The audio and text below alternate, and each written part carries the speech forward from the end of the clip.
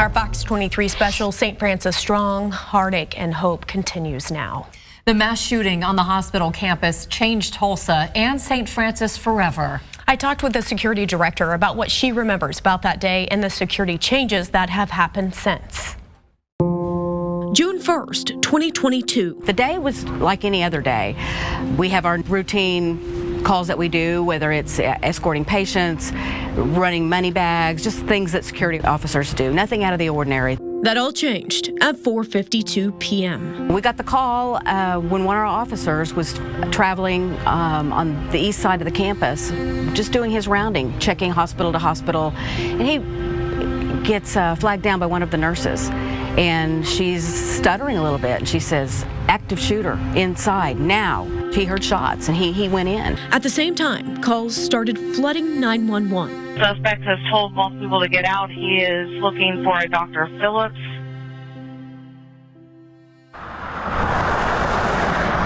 One year later, after doing an outside evaluation of the health system's security practices, St. Francis Security Director Julie Harris and her team have implemented hundreds of measures, both big and small, to improve security. Harris says the work started the very next day. We met with employee groups, and I'm going to say with a 10,000 employee base, I started building more relationships.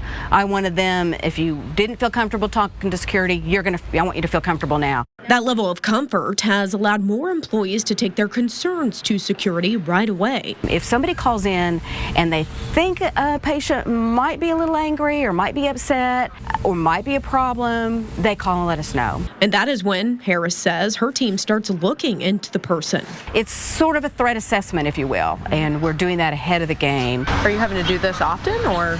We've been doing it a lot, yes. For some perspective, the entire year of 2019, they did 19 threat assessments. Last year, the year of the shooting, they did 44.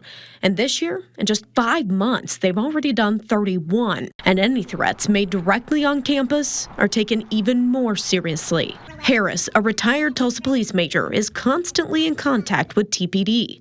Chief Wendell Franklin told me it's a collaborative effort. We have been a lot more interactive with the healthcare systems in the Tulsa area now. In fact, we've told you about multiple arrests made over the last year for threats at local hospitals. At least 3 of them were at St. Francis campuses. We're more aggressive in seeking out to get those people off the street. In addition, St. Francis security officers are doing more training and will soon all have body cameras as well. An interesting fact about the body cams is much like having the presence of a canine, having that body cam there and turned on has shown to be a de-escalator.